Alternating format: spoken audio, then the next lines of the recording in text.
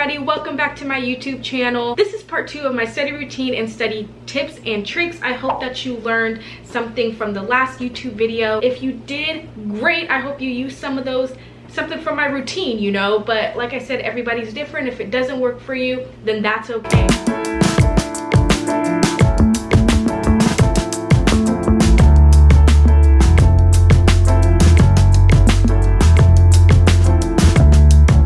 Program was an accelerated program, so it was only 12 months. It was very fast paced, so I had to learn quickly how to study effectively. We had an exam every week, so it was a quick turnaround from the material that we learned. It was like bam bam bam, straight to it. So I definitely had to learn and develop some good study strategies and good tips and tricks that I used. I would go to class and I would record lecture. So if you could record lecture, ask permission from a professor, and I would suggest that you do that. I didn't start recording lecture until before nursing school, but it wasn't until my microbiome class, and that class was like one of the hardest classes that I've ever taken, second to critical care in the nursing program. But that's when I started recording lecture. Before that, I didn't record lecture. What's nice about recording lecture is that you can go back, re-listen to what the professor's saying, and sometimes you might miss things, or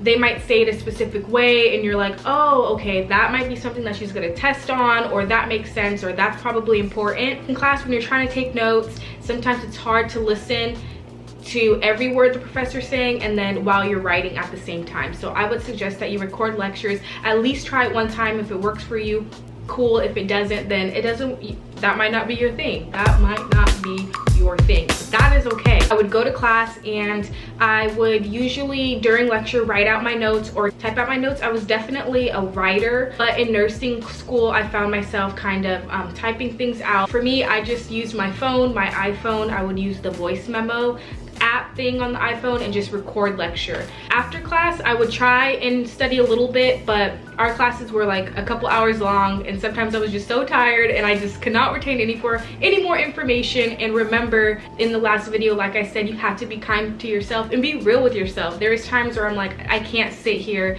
and go over what I just learned. If I could, cool. If not, I would just kind of go home and relax.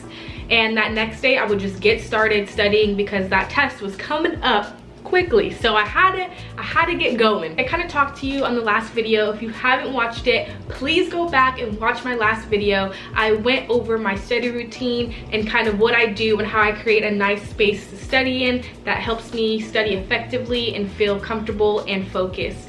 But basically, I would come home and I would re-listen to lecture. So I would re-listen to that recording. What's so nice about the recording is you can pause it, you can play it whenever you want, and it's nice because it gives you time to actually write out what the recording is saying. So at that time, I would rewrite my notes. This time my notes would be more prettier, and then I'd use different colors, different highlighters, and all those different things to make sure I'm connecting things in my notes, I'm understanding, and all of that good stuff. What's also nice when you have the recording on your phone is you can listen to it whenever and wherever. Sometimes when I knew I was driving somewhere, when I was driving to school, or I would be driving for a little bit of amount of time, I would just put my phone on the aux and listen to the recording. And I found myself, as I kept listening to the recordings, that I kept on remembering what the professor was saying. Sometimes I'd even be finishing the sentences of the recording. So I would rewrite my notes and listen to the recording.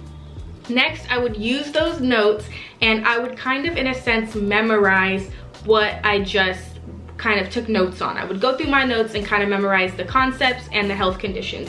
Now, as we all know, in nursing school, you can't just memorize things. These questions are more of like a critical thinking. You have to understand the concepts and what the question is asking in order to find the answer, because in real life, when you're a nurse, that's how you're gonna have to think. So they're kind of training us to do that now. You want to make sure that you understand the concept. So yes, I would kind of memorize in the beginning, especially signs and symptoms. That's so big in nursing school. So those things I would kind of memorize, kind of tie it to each condition, and then I would test myself on those notes and what I wrote and just make sure that I understand what I memorized, if that makes sense. Because like I said, those questions are gonna be a critically thinking question, so you want to make sure you understand the material. Going back, I would go to class, record lecture, take notes, come home, re-listen to lecture, rewrite notes, study those notes, kind of memorize it, and then also make sure that I understand those notes. I also sometimes used to make flashcards, so that's even another form of writing. That is like my third time writing down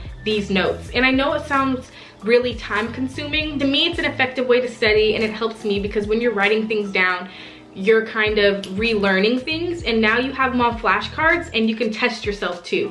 So I just think that that's effective. That worked for me, and that was kind of my style of studying, especially during nursing school. Another big thing that helped me is talking out loud, whether that's with a study group or just in your room. If you're by yourself and you don't have anybody to talk to yourself, talk to the wall, talk to your pet, talk to somebody in your house, talk to a friend, call a friend, and just kind of talk out what you're learning. Because when you have something in your head, when it comes out of your mouth, it might be different, and you might realize, ooh, I don't really understand that as much as I thought, or I really understand this, and you get to talking and you're like, wow, I actually know something. And I know right now that school is kind of like online, and it might be harder to have a study group, but even if it's virtual, like get in a group. If it can be in person, cool, but talk about what you're learning. When you talk about it, when you teach it back, you're learning, and when you hear others talk about it, then you're learning, and it could potentially help you understand the material even more. Shout out to my study group in nursing school. They were bomb. Like, we all kind of studied the same, and we would just get after it and grind it out together. We would make acronyms, we would make songs. It was just a fun time. I would do tutoring. Like, I know it's hard to ask for help sometimes, or you might feel like, oh my gosh, it's gonna make me look dumb, but no, that is probably one of the smartest moves that you can make, especially in nursing school and with any class really. If you feel that you don't know the material, do tutoring. If you feel like you know the material, still do tutoring. I remember my first course in nursing school was like a health assessment class, and it wasn't that bad, it wasn't too challenging, and I think that I felt like I understood the material, but I still scheduled a tutoring session just so I could talk about it and kind of listen to what the tutor has to say about it, and that could just, at the end of the day, help you become better and help you understand the material more. So I would say get tutoring at the beginning versus the end, and kind of get in the habit of booking tutoring sessions and just utilizing that, because I know a lot of schools and nursing programs definitely have tutoring services and resources, so utilize them, please, please, please. Like, that helped me. Like I said, that's advice, take it or leave it. I would try it out, okay? All these things I'm saying, try it out. If you like it, cool. If you don't, at least you tried. My favorite thing in nursing school, I'm getting so excited right now, that I used was a whiteboard, okay? Now, I always used a whiteboard. Like, in nursing school, we would have some whiteboards on campus. I would write on that board. All my friends knew, my study group, they knew that I loved to write on a whiteboard. If you can, get yourself a whiteboard. I have one here at home, and I used it with, like, I write on it with markers, different colors.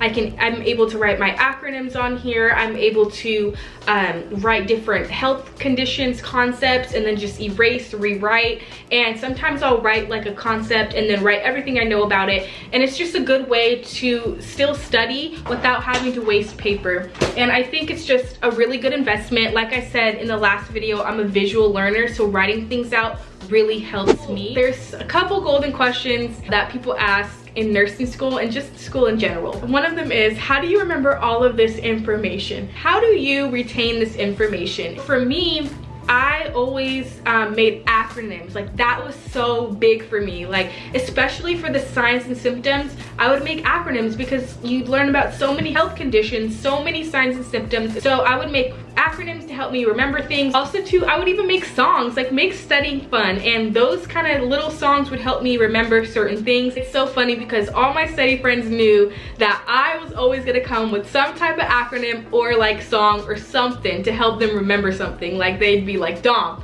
what's the acronym you came up with to remember this? And I'd be like, you know what? I got one, you know I do. Look up Nurse Sarah. I watched her videos a lot during nursing school and it helped so much. Sometimes when I didn't understand the concept, and I read it in my notes and I listened to it, I listened to the recording and I still didn't understand it, I would go online and maybe watch some type of visual and some type of graphic on that concept. Another big question that a lot of people ask in nursing school and in school in general is, am I going to be tested on what's in the book or lecture? So that's another thing. If you go back to the part 1, I kind of talked about getting to know what kind of class you're in and your professor. Every class and professor is a little different. Some professors are straight from their lecture, they'll test straight from the lecture, or some professors are like, you should have read it in the book. So I know it's difficult sometimes, but what I do usually is when I come home and re-listen to lecture and take notes and review the PowerPoints and all of that, if there's something that I don't understand or I know I want to learn deeper about, I would just go in the book and kind of compare what's in the book to lecture and kind of tie those together to help me further learn and get down the concepts. Definitely get the books though, and I'm a physical person and I need something in front of me, so I'd always have like the physical book for the most part so I can kind of look and highlight and work through the book too. Another thing is talk to your professors. That's another big thing that I'm super big on and I try to do when I could, is talk to my professors, especially when I took critical care in nursing school. That was one of the hardest classes that I've ever taken in my life. Like when we talk about mentally draining and walking into class shaking, that was that class. But I learned so much. I emailed her like in the first week and I already scheduled every week that I would meet with her. Even if I didn't have a question, I knew that I would, but even if I didn't, I still was gonna meet with her, because when you meet with your professors, they are there to help you. They might help guide you into what you should know about certain topics, how you should think about it, and things like that. Especially when you also have that question of, what do I study? This is so much, what's gonna be on the test? Talk to your professors about it, talk about each topic. So definitely utilize your professors. For the most part, all of the professors I've ever had are there for you. They want to help you and they want you to succeed. In part 1, we talked a little bit about studying and how much time you should spend studying.